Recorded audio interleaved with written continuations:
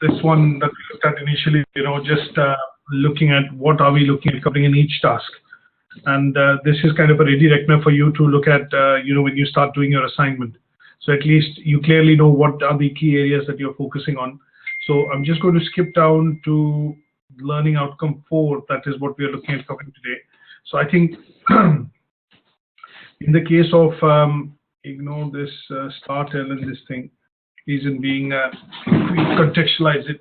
So basically in learning outcome 4, what we are looking at is trying to understand, the interpersonal and transferable skills that can be used, from a personal perspective within the organization. So here, what we are going to look at from a point of view of coverage of the indicated content is, there are bits and pieces. If you look at a spec sheet, things like communication. Now we've done communication skills, which is 4.3, and there we have covered things like verbal communication, non-verbal communication, written communication, to a certain extent, essential listening skills, negotiation skills, and working effectively with others in terms of teamwork is something that we will maybe cover, at stage, because these are from a point of view of, just the content, maybe not covered in that particular chapter, which is communication skills. And then what we'll also look at this large chunk of something called time management. So how does staff actually manage, or basically look at time management skills when you're working as a manager, when you're working in positions wherein you're dealing with multitasking, you have various objectives to look at, and at some point in time, you are a supervisor or a manager, and wherein you have not just your own work responsibility, but responsibility for others' work in terms of to be able to deliver as a team. So time management is what I'm going to cover today, and I'm going to try and cover, something which is related to transferable skills. So this bit is what I'm looking at covering in the presentation that I will also email to you after the session. So they will directly correlate and cover your task 4.1, 4.2, and 4.3 in learning outcome 4. Okay? Okay. So this is a ready reckoner for us. We're developing something which will be there for all the units. So, it is also a helpful guide for the learner to be able to, look at this presentation and at least know clearly what tasks have to be attempted in terms of an assignment brief. So this is a fairly long presentation. As you can see, 65 slides, but a lot of them are picturesque in the sense they have lots of images and other things in it. What we're going to try and do is basically cover some of the key bits in the session today, and then when I email it to you, you can go through it to understand a bit more. And if you have any questions, then we will take it up in the next session. Along with this, what I'm also going to do is basically send you a handout which will directly talk about work-based solutions or work-based problems essentially. And these problems are problems that we look at within the organization. And employees or staff normally grapple with these problems because of the fact that they are multitasking. They have lots of, responsibilities and roles to fulfill. Some of them are daily, some of them have to be done weekly, some of them have to be done quarterly, and obviously some annually, against which they are, there is a performance appraisal. And I also email you, a handout on the variety of styles. Here, the objective is to primarily look at picking up 3 different forms of communication.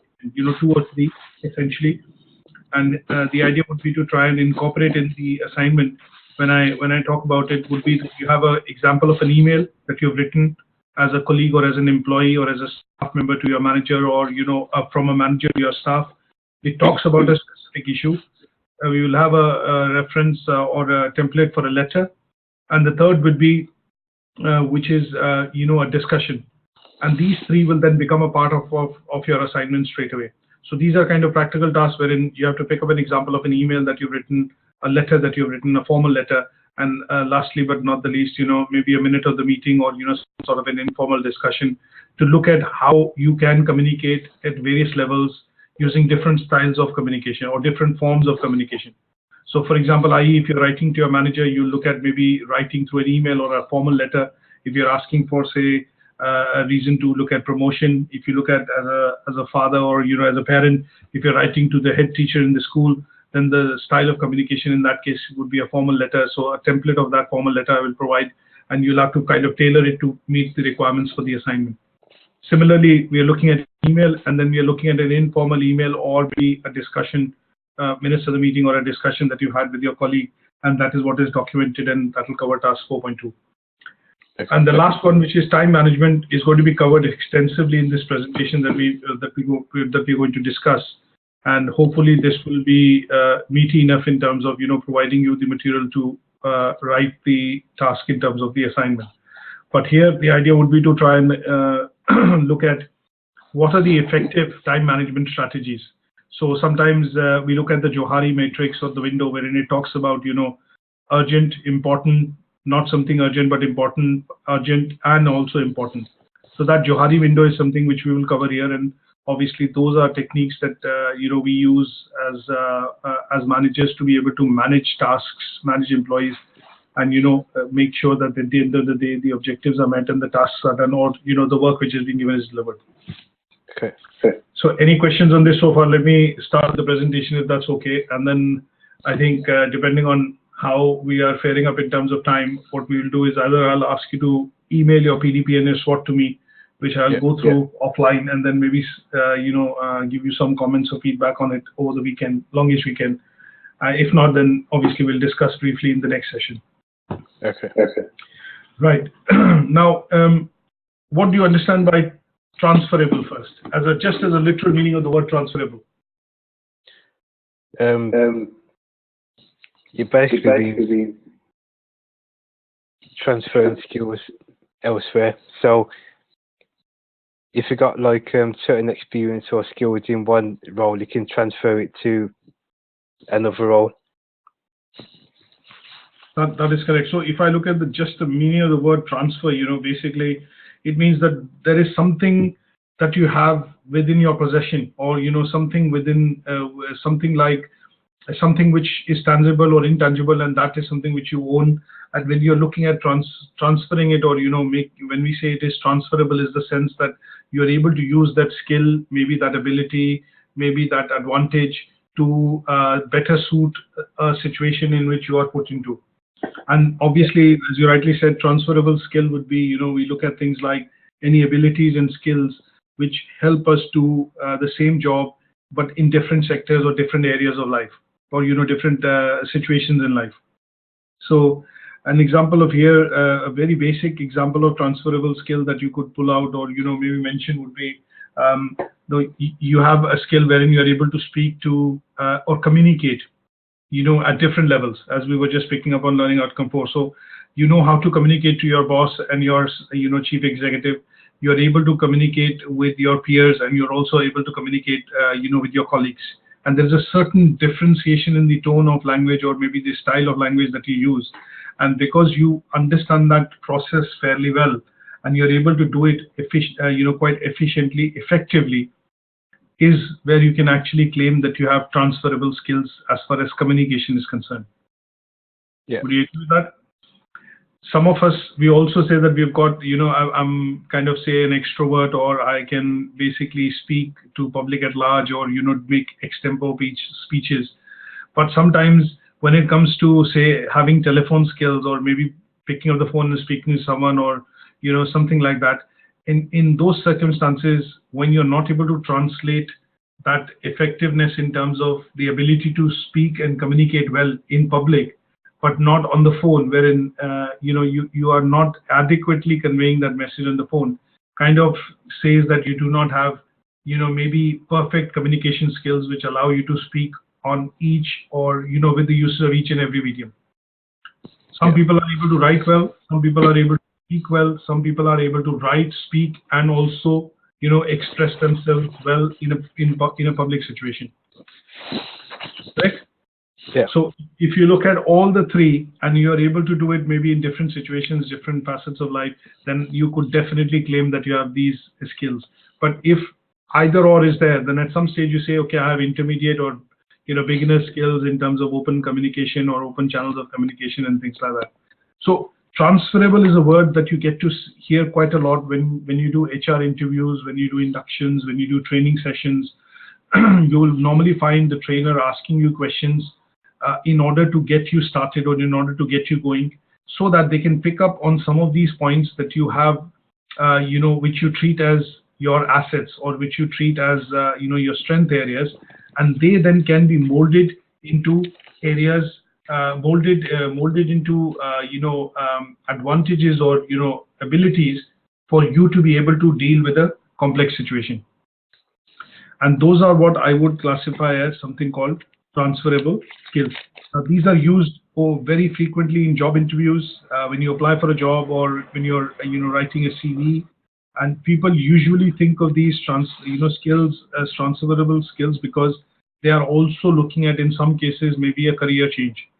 So if you're from, say, IT and telecoms, and you want to go into something else as a field, you can always say, or sometimes you hear people saying that I've got transferable skills because I've worked as a product manager, or I've worked as a sales manager in this environment, and I can understand that when I'm moving to a different sector, these are equivalent to the products which I used to sell, and they are also effectively products, so I will be able to sell those quite well when I move into this role, isn't it?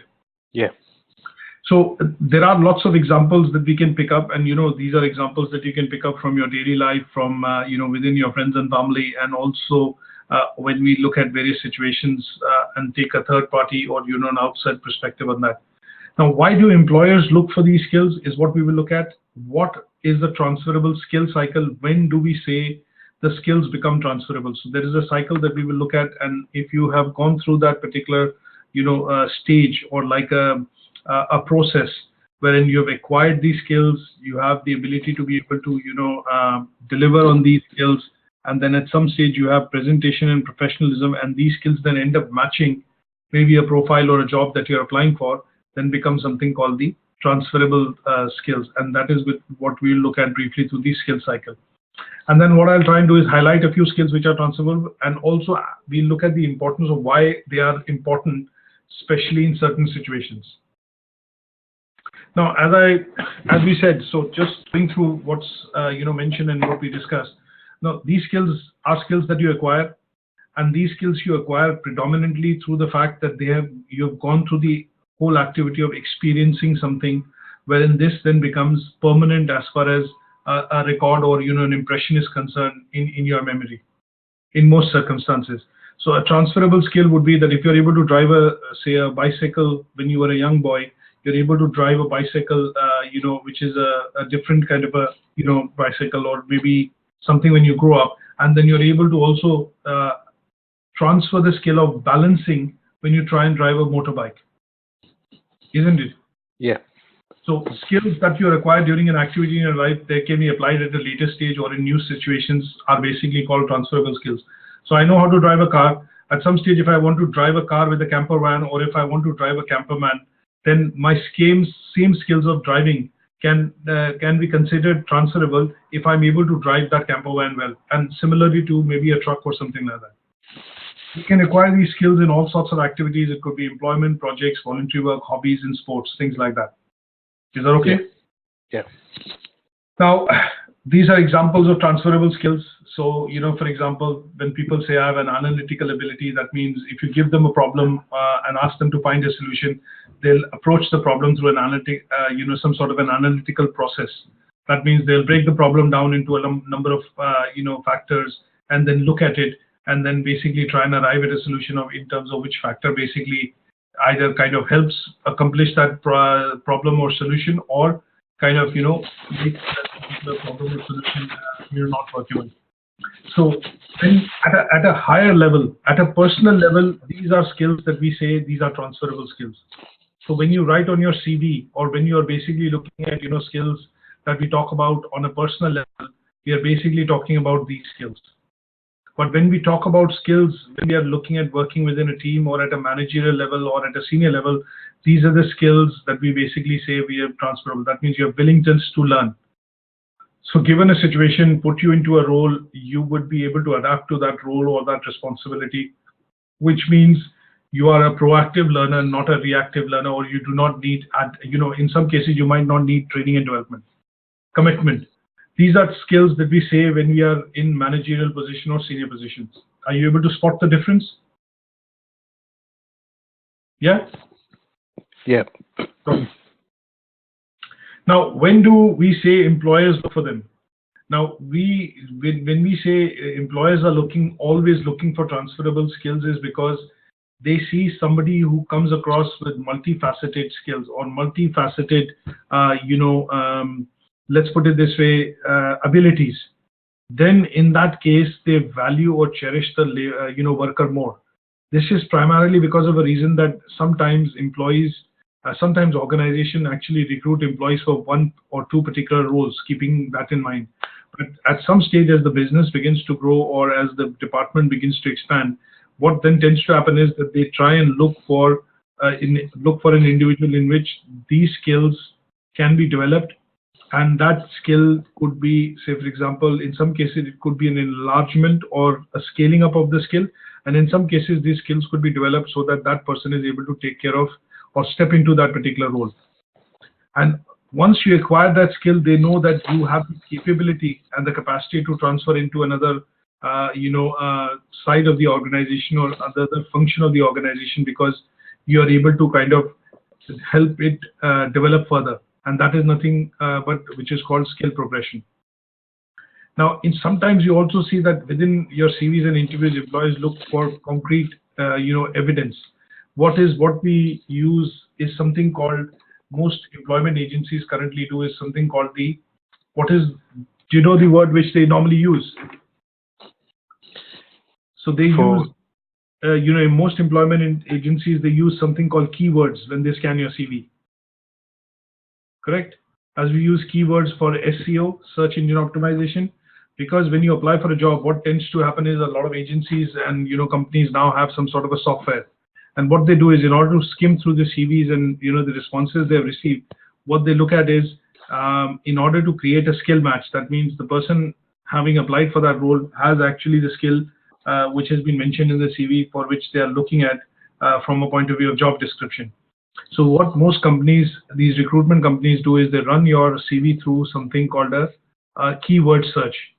And these keyword search are essentially done on something called skills.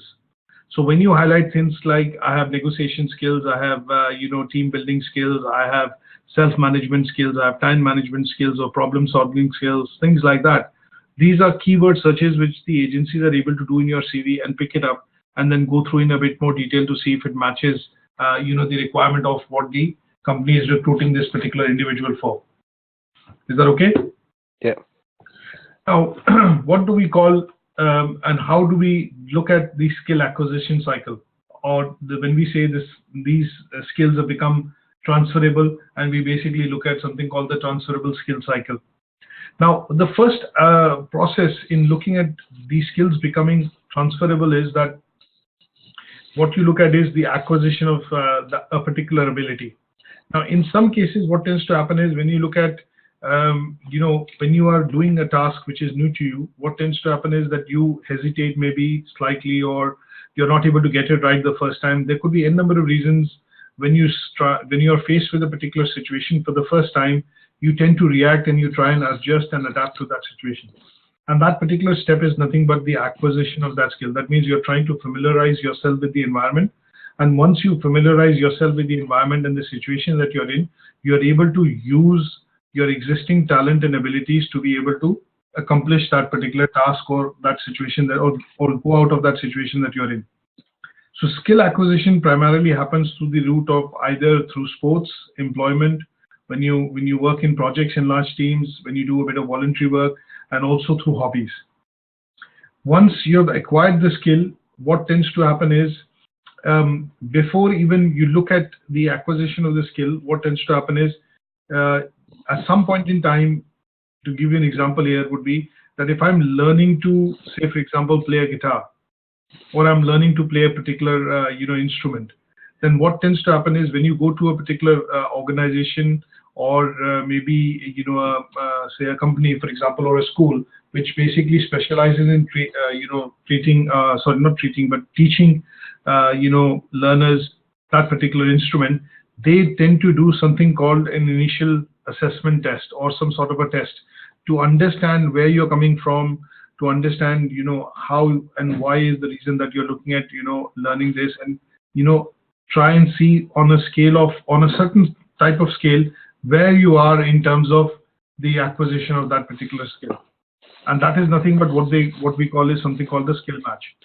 Now, once they see that you have the basic elements of being able to learn an instrument and you're able to cope with it, after the initial assessment they've done, what they do is they put you into some sort of lessons which will progressively allow you to gain that skill. That means allow you to play that instrument. So maybe they might take you to for a few weeks they might take you to what you call attending a few classes, understanding the musical tones, or helping you pick up a particular instrument.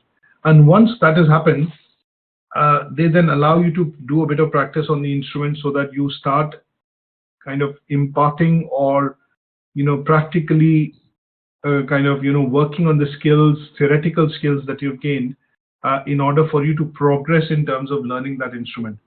And that is something but something called skill progression. That means skills which have been developed, maybe in this case from a theoretical perspective, help you then get into a stage when you're ready in the sense to be able to do practical sessions as far as that is concerned. And then at some stage, when you have progressed steadily, stage after stage, to a particular level, wherein you are able to either teach this instrument to somebody else or you're able to play it extremely well, is what we will at some point in time then say is that yes, you have acquired the skill and you are now in a position to either teach this skill or help somebody learn this instrument, because you are in a situation wherein you know the ins and out of it, or you know a lot about it, to be in a position to step out of the learners category and to go into something called a trainer or a professional trainers category. So it starts with the cycle wherein there are 4 steps, and these 4 steps, when we look at in a logical fashion, basically consist of understanding where you are in terms of what you're trying to acquire. Once you understood that, there is a match which needs to be done to allow you to, on a stepwise fashion, progress into that area. Once you progress into that area sufficiently enough, then we say you've acquired the skill. And when you've acquired the skill, what we say is at some stage when you become an expert, you're at a position wherein you are able to then kind of work with that skill and work any particular instrument, because you understand the basic of how instruments or how music is created using instruments. A perfect example of that, which I normally give, is an example of something called the driving test. Now, in the driving test, what tends to happen is you first basically, get used to the fact that you're going to be looking at going to driving lessons. At some stage in those driving lessons, your trainer or your instructor is essentially asking, and on a daily basis or on a weekly basis, asking you to kind of step up on it and pick up new things, make you aware of certain rules and regulations, and you're progressing on that route to be able to become a learner driver. After a number of years or a number of years of driving on the roads, and obviously at that stage what you say is you're an experienced driver.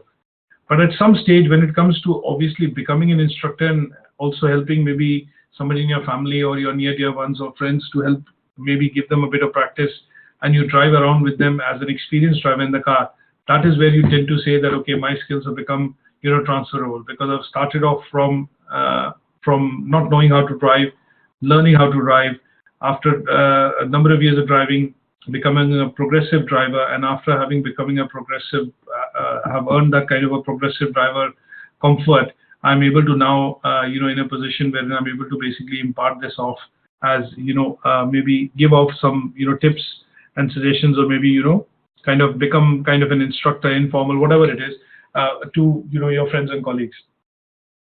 Now, this particular thing, is highlighted again with an example here, that what we look at is an example of, a sports, wherein there are certain things that only can be developed if you are put through that particular situation and you go through these particular stages. So we look at something called, a concrete stage or a good project stage, wherein you start alone first, but when you try and put together a football team as a manager, what you try and do is, you go through the whole process of working with the individual alone, understanding the abilities, the ins and outs, the strengths and weaknesses, then slowly and gradually try to put a team together of center forwards, people who will play, in different positions, And once you've done that, you try and work them together in a small group so that they are able to kind of, understand each other, work well. And, that practice makes it progressive in the sense that they then understand and the passes can happen accurately. And, the practice effect of it makes them work in a very coordinated team. And at some stage, what you get to see is when they play together as a team, they are able to be effective is because they go from, playing together to winning games. And that is what is the essence of, something called skills, which as a manager, as a football manager, or, somebody as a manager who manages the team is able to install within the team, which is a mentality of, winning games, or the spirit of, obviously how to play together, enjoy, and then also, win games. Is that clear enough? Yeah. Okay. Now, there are reasons why you highlight your transferable skills in the CV. It's because you want your CV to stand out. You want, your skills to stand out so that you have a good chance of obviously netting or, getting the interview with the employer, or getting a shortlist, getting shortlisted for the interview with the employer. So these are things why, your transferable skills are important. Now, there is a clear importance of why these skills are required. And when we look at, why these skills are required, is if you look at your own, say, for example, your own learning history through the school, through the college, what we generally tend to see is that as we progress along from our childhood to teenager, from teenager to being an adult, what we've done is over the years, we have acquired a number of abilities or skills, as we call them. And these then have translated into our unique strengths and, in particular, our personality, which have shaped our personality as strengths. And what you then tend to do is basically try and build on these strengths so that you have advanced knowledge, or let's put it this way, you have these skills, some of these skills which can be perfected to become advanced, in the sense that at some stage what we say is the skills that I've acquired over the years can be put to practice in any situation. So some of these skills that we pick up, as a child, when you go through the schooling, the college and other things, would be things that are listed down here on the slide, which I'm referring to is things like the writing skills. Things that over the years, because as a student, I've done so much work, I have been able to, kind of perfect the skill of something called writing, in terms of, essays, dissertations, presentations, things like that. Because I've been a part of the school and the college and, various aspects of whatever I've gone through my schooling, what I've looked at is I've also to a certain extent developed team working skills. That means I'm able to work with my colleagues, my friends in the school, in the office or in the organization, things like that. And academically speaking, these are skills that we pick up, from an academic standpoint of view. Motivation. If I don't score well in my exams, then, my parents and obviously my friends, colleagues, my teachers motivate me to identify the areas where I've not performed well, and then I need to work on them. And that constant reworking helps me helps me motivate myself to be able to achieve better marks. And some of these skills then at some stage translate into higher order skills, which are skills like if you're working now within an organization and you have to finish a few reports, because you've developed the ability of writing reports, you are skillful enough to be able to meet a few deadlines. That means if you're sending out letters to say 3 employees or 4 employees, or emails reply to 3 or 4 employees, because you have the experience and the knowledge, you're able to turn those emails around with detailed responses to your colleagues. And this then, as a higher order skill in terms of writing, translates into the ability to be able to meet deadlines. So it kind of works hand in hand and allows you to kind of look at meeting, work deadlines. Similarly, team working skills allow you to learn a lot of things, and it builds the ability to be able to look at, willingness to learn. Research skills, at some stage, when we look at the, stage in terms of, when we were in school or in college, or, when you're in your entry-level first year of your job or things like that, when you start your first job, most of the skills that you look at from the perspective of, asking questions or looking at relevant facts and things is basically research that you want to do so that you're able to understand your job role well, or you know your environment well. But at some stage, when you understand the environment well, people well, what you try and do is you try and analyze these situations in different ways, which allow you to understand how to work with certain people, how to look at reacting to certain situations, and these skills on the research side then help you develop something called, you know, bit of analytical skills. So an example here would be, if you're working as a, you know, as a say administrative assistant, when you're given a job, what you try and then to do is just try and finish that job. Now, if your boss asks you to, you know, kind of collate all the invoices which have come in for the month, what you do is you basically get down to collating all the invoices, and you do a bit of research to try and see, okay, from the emails, you know, from the letters, collate all that together and put it in. Now, at a senior level, imagine if this is going across to a manager, what you try and do is then look at analyzing all the invoices and basically put some skills to it to see, okay, we had so many purchase invoices, we had so many sales invoices, we had so many credit notes, we had so many refunds, and you're able to kind of tabulate that information at a little senior level, because your initial research skills allow you to kind of group or analyze the situation, these invoices a bit analytically. And at a very senior level, what you are more interested in looking at is how many sales were the sales invoices more than the, you know, credit invoices or the purchase invoices. Helps you quickly analyze that, you know, whether the company has made profit, or, you know, have we made significant profit in that particular month, because you've just looked at the number and you know, because of experience background, that each invoice is average price of this much, and you know that is where it helps you kind of look at applying that analytical ability to be able to, you know, improve and also look at, you know, skills at different level. Is that something which you can relate to? Yeah. Okay. Now, going forward, you know, what we try and look at is sometimes when you look at, you know, kind of taking a new person on, or there's somebody who basically gets inducted into, say, a job role, and for him, what tends to happen is that you kind of look at some sort of an on-job training or work placement.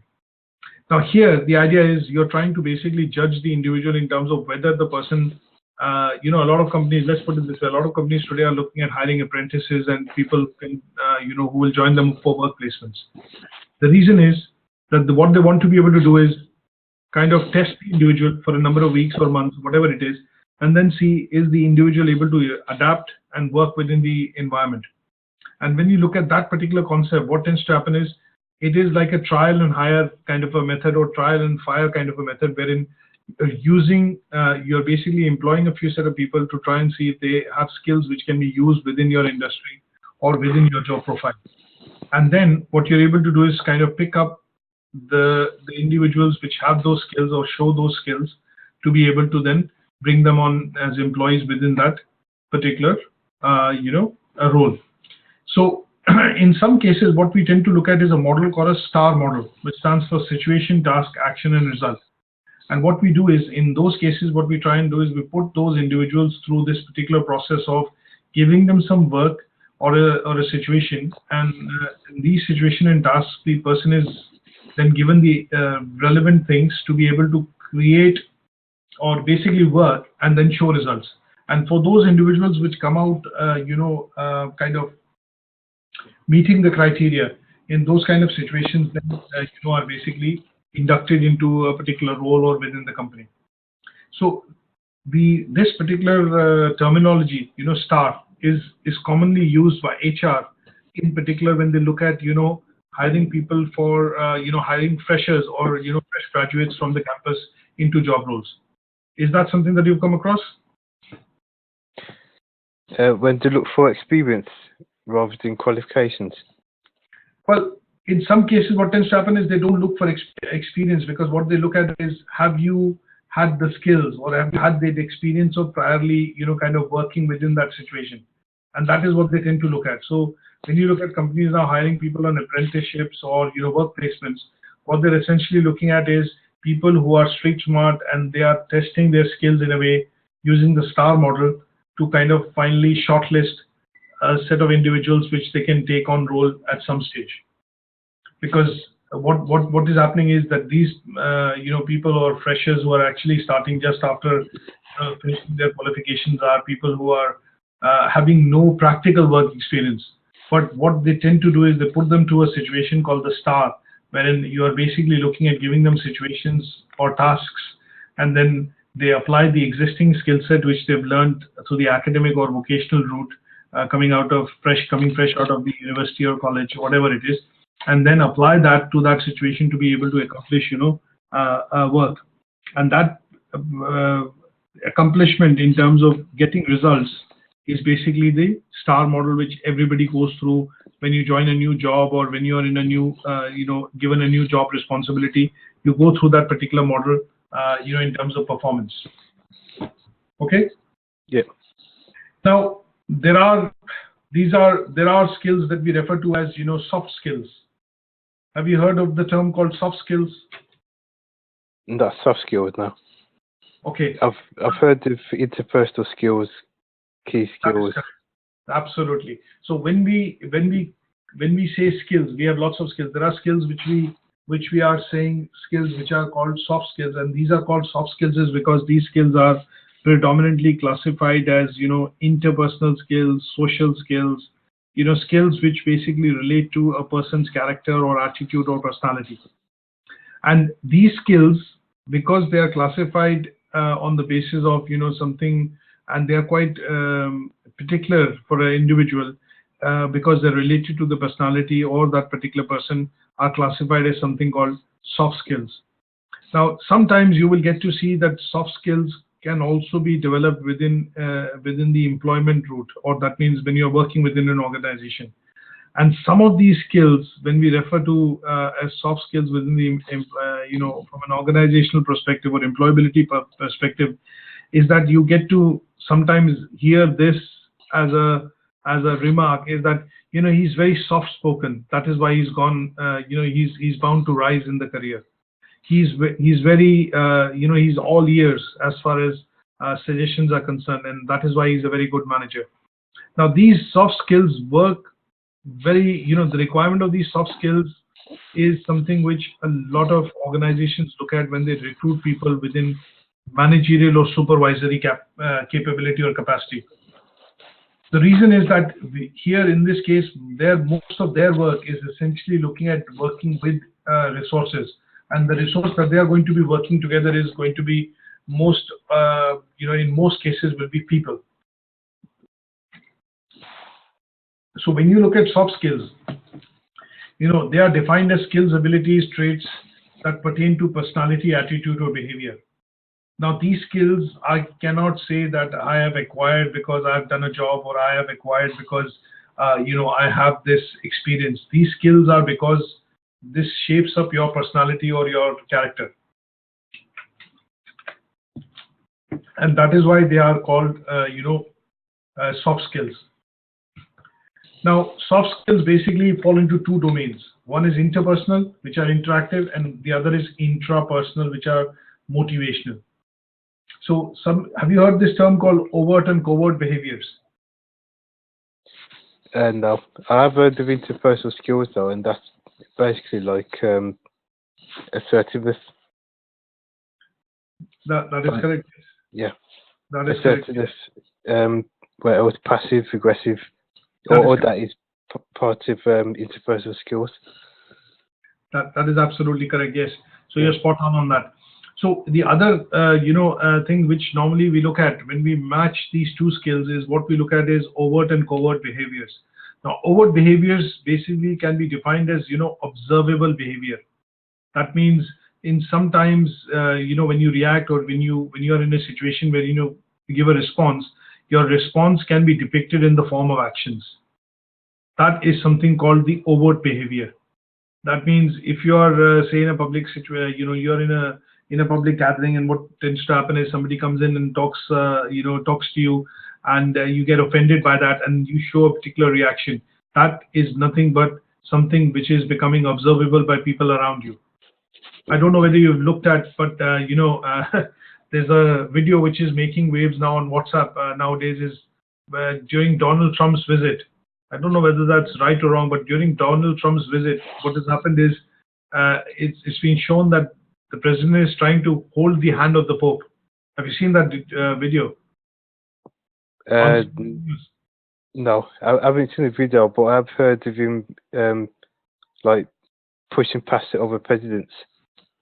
Yeah, so what tends to happen is, in that case, he might have some sort of an objective of why he was doing that, but because the other person has reacted in a way wherein it's been caught on the news, is something which is an observable behavior, and that happens because that is something which basically classifies him, that there was a reason why he was doing that, but because it was not spoken and only observed, which people were able to observe, is kind of classified as something called overt behavior.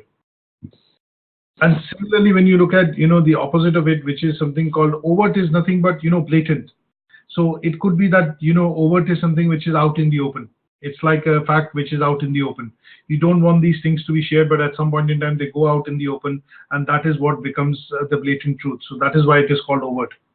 And when you look at covert, covert is nothing but hidden. There might be certain things or practices which the organizations do, or individuals do, which are hidden behind the curtain. And when they are hidden behind the curtain, which are not known to the open public, are something called covert behavior, or something which means covert. That means it's hidden. So in between the soft, basically the idea here is that when we look at soft skills, they fall into two domains. There is something intrapersonal, then there is something interpersonal. And in between the two, wherein there is an overlap, you normally get to see behaviors from individuals which either lead to success or failures, and because of which they kind of either become show this openly, or talk about it blatantly, or in this case, in some cases you try and hide it because it tends to be a weakness, or an area of kind of a threat, which normally individuals try and kind of shy away from showing it openly. Okay. Yeah. So this is something that we look at, from a point of view of understanding, why is that we need to understand this in the aspect is to do with the field of psychology. Because when you try and understand colleagues working within the HR department, they're good, in a way, in the field of psychology. Some of them have degrees, or have their prior qualification in psychology, because it is the art of understanding, people, and then appropriately reacting in a way wherein it is supposed to bring out, something which is a win-win, or a pleasing attitude in terms of, the whole situation. So sometimes when you see, some psychologists or people who have studied psychology will exhibit, overt and covert behaviors. And a pertinent example in this case would be when you go across to a psychologist to see him for a particular, issue, problem, discussion, whatever it is. You will see that they have to behave in a way wherein some of the reactions or some of the things that you're telling them they need to show something called an overt behavior. That means there is no reaction at all. And in some cases, they show a covert behavior, which is to do with the fact that they try and offer you advice because you're seeing them as a psychologist. And that is something which is then out in the open. They discuss with you openly. They discuss with you, in quite detail and at length, so that is something which is an issue which can be resolved. So it is considered, the domain of soft skill. And when we look at dwelling it into a bit more, we look at, doing this kind of a, an overlapping when you look at the two types of skill, you look at a subset, and you look at, a subset within that. There's an area in which some of these things tend to be hidden, or some of these things tend to be quite blatantly or, openly available. Now, there are some examples of interpersonal skills which fall into interactive soft skills as per that particular, diagram. We look at teamwork, relationship building, adaptability as being interactive soft skills. And then we look at intrapersonal motivational soft skills, which are planning, taking initiative, problem solving. These fall into intrapersonal because they are more related to you, rather than interpersonal, which is more related when you are put in a situation, or you're put in a team, or you're put in a group, as you can see. Is that okay? You're able to develop a relationship if you are put together into a situation wherein there's an opportunity to develop a relationship. You are able to work in a team if you are working within a team. If you're working alone, then you're working alone. You can't work and develop these interpersonal skills. But when you're working alone, you're able to plan, prioritize. Sometimes you're able to show initiative because when there's an individual meeting happening with the manager, he is open to our taking suggestions. Then you individually propose something which is like taking initiative. So these are intrapersonal, means these are skills which are, within your control, or these are skills which are specifically related to you. And when you are put into a team situation or a group situation, then they become something called interpersonal, wherein you have the ability to be able to develop and show those soft skills. I probably would kind of stop here if that's okay. This bit in terms of understanding, a bit more on the skills. I'm going to try and send this presentation to you for you to be able to read, and then maybe we'll discuss these with the help of examples. I'm going to send you handouts which have some examples in it. So read them, and if you're able to not understand, if you need any more explanation, what I'm going to do is then we'll discuss this in this session before we start. Okay. Okay. Now, very briefly, what I want to be able to do is that these slides I'm skipping is because, some of these slides I want to go through with you when we have the PDP and the SWOT analysis in front of us. Yeah. Because there are these things you will pick out in opportunities and threats, could be areas which actually will be identified as skills that you want to develop. And I will classify them as skills which are interpersonal, some are intrapersonal. And then what we will look at is we'll go through the cycle of how do we develop these skills and evaluate these skills to see what contributes to these skills being your strength, which of these skills need to be developed further so that they become opportunities for you, and going further, that is what we will put in something called the personal development plan. Okay? Okay. Now, last bit that I'm going to just quickly go through, these were some pictures basically showing those things of how you develop these skills and, things like that, some pictures which I've collected.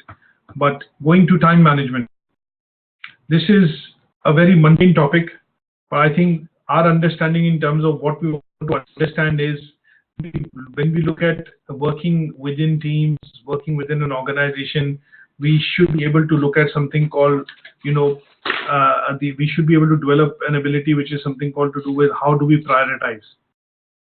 Okay? Yeah. And here, the idea of understanding time management is from that particular, aspect of understanding what is a Johari window and how does time management skill help us in, planning, effectively prioritizing things which are related to work.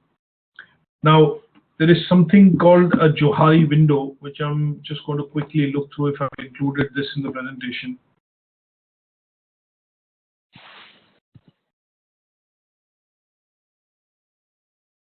No, I don't think I have. Okay, so I'm going to send you a quick, handout on this along with the presentation.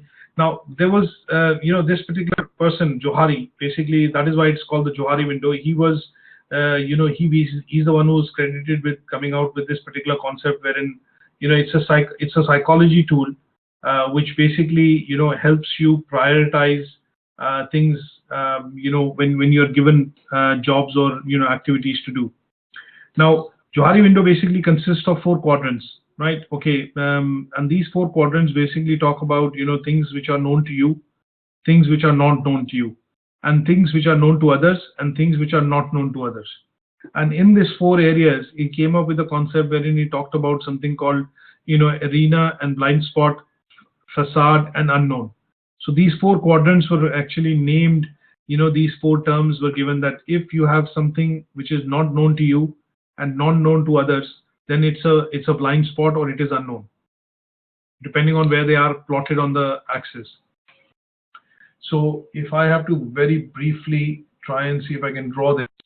So basically, if I look at drawing, this particular window, what tended to happen is these were the 4 areas that he looked at.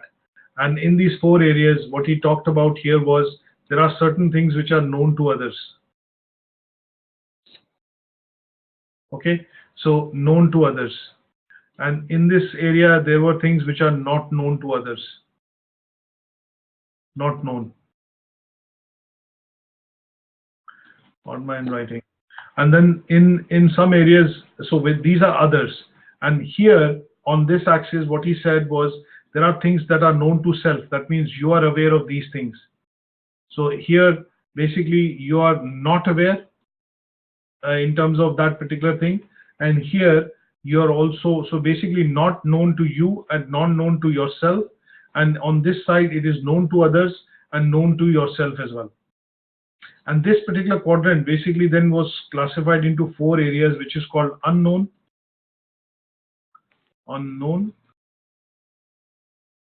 and here it was basically something which is called blind spot,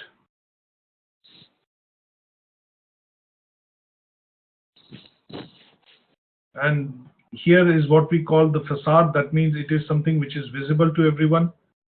It is the front face, so it's FACADE.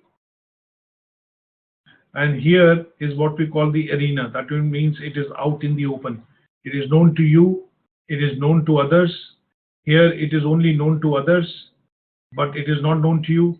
Here it is known to others and also known to you. Here it is not known to you and not known to others. So basically he classified that at some stage what tends to happen is that when you look at, he did an exercise, and obviously what he did was he put some of the people through this particular matrix, and then rather than matrix, put these people into rooms, room 1 and room 2, and then basically slowly and gradually expanded to room 4. So what he did was in room 1, he put things which were known to ourselves and that you can see. And in room 2, he talked about things which are known to others, but you are not aware of. And in room 3, he spoke about things which were private and which were supposed to be hidden from others. And in room 4, he talked about things which were mysterious, or maybe things that you were unconsciously known about, unconsciously or subconsciously knew about, but you weren't very sure about knowing these things. Now, a best example to basically explain this would be, again, sticking to the driving example. Are you with me? Yeah. Right. Now, at some stage, when you become a driver or when you're learning to drive, how closely and how tightly you clutch the wheel with your hands. Correct? When you're learning, so when you're first time getting onto the vehicle to drive and you're trying to learn, your instructor always tells you, could you loosen your grip slightly on the steering wheel? But you're clutching it as hard as possible because it's new to you. Correct? Yeah. At some stage, when you have had a few lessons, what tends to happen is you become a bit comfortable. And because you've become a bit comfortable, you're unconsciously aware that I do not need to grip this too hard, because when I try to move it, I need to show a lot of movement or move my hands quite heavily to be able to move the steering wheel. Now, when you have driven and you have driven for a number of years, at some stage, and you've obviously gained your driver's license, at some stage what tends to happen is when you're driving, you're also able to do other activities while you're driving. Right? Yeah. An example of that would be that in the initial bit, when you are beginning to kind of drive, what tends to happen is that you are very conscious, you're very alert. And because you're very conscious and very alert, what tends to happen is that you keep track of every red light, every person crossing the road and things like that. But at some stage, when you become an experienced driver, what tends to happen is that sometimes you have the other hand on your gear and you clearly know which gear to put in, and you're driving and you're also doing other activities. Correct? Yeah.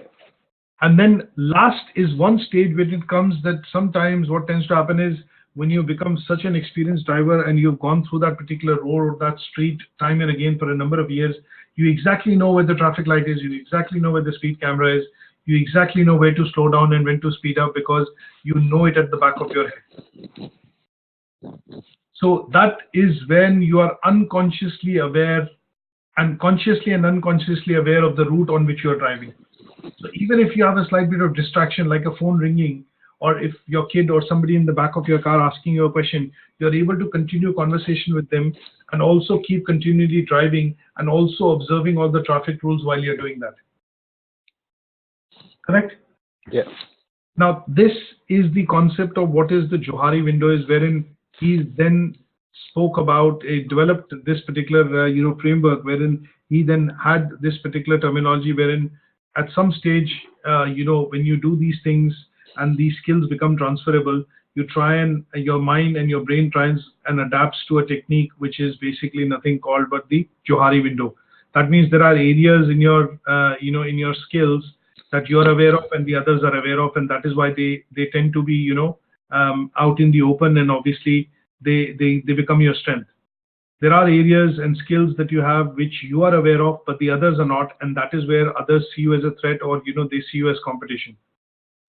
Now there are areas in which you do not know you have that skill, but only your manager knows that you have that skill, and he puts you into that situation because out of the others he has observed you and has seen you that you are the only one which has that capability to be able to adapt and do that, or maybe get that job done.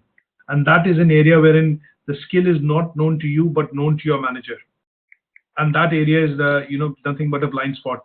And there are some areas in which what tends to happen is you don't know what you're capable of, and also the department or the work person who's working with you in terms of your manager does not know that if it's a talent or if it's an ability or a skill which you possess, but only happens, and he or she only gets to know about it from the aspect of serendipity. That means if a situation arrives and you react on that situation, or you do handle that situation quite well, because of that situation which has arrived or happened, they get to know of that particular skill, and that skill is classified as something called unknown. So this particular framework, Johari framework, can be put into different situations to analyze your skills, because it's a part of something which is called a psychology tool to, or look at when people look at putting people through psychometric tests. So it is used as a framework to design certain of these tests, and also at some point in time it is used within the organization to look at prioritizing work. So this is wherein you can classify it in as urgent and important, something which is not urgent but important, something which is important but not urgent. You heard of that? Yeah, there's like you can do like a table that you got important, not important, urgent and not urgent. So we can use that table to put whatever task you got on, put it in there, then we can determine which is urgent, which is not urgent, what's important, what's not important. That is correct. Yeah. That's correct. So that's the one that I'm referring to. So time management basically will involve, in terms of looking at setting objectives, setting those objectives as per that classification criteria of important, not important, important but urgent, important and urgent. And then that helps you in prioritizing work, making, or probably not making, doing jobs more effectively. And in some cases, managers use this as a technique to be able to delegate effectively, so that they are able to share their workload and ensure that they as a team are still able to manage and deliver the work which is required of them on time. Is that okay? Yeah. What I'm going to do is I'm going to stop here. Reason being, it's become a long session, but at the same point in time, there's not much to take in. And what I'm going to try and do is when I leave office, maybe either later today or tomorrow morning, we'll send you these two presentations, which are time management and transferable skills. I'm going to try and delete some of the slides so that they are more concise to what we are looking at going through in this unit. And the other bit is I'm going to send you two handouts which will look at work-based problems and issues and how it is solved. And the other bit would be to look at basically understanding, these templates to look at effective communication styles. Okay. Good stuff. So I am going to stop here if that's okay. And then what we will do is we will catch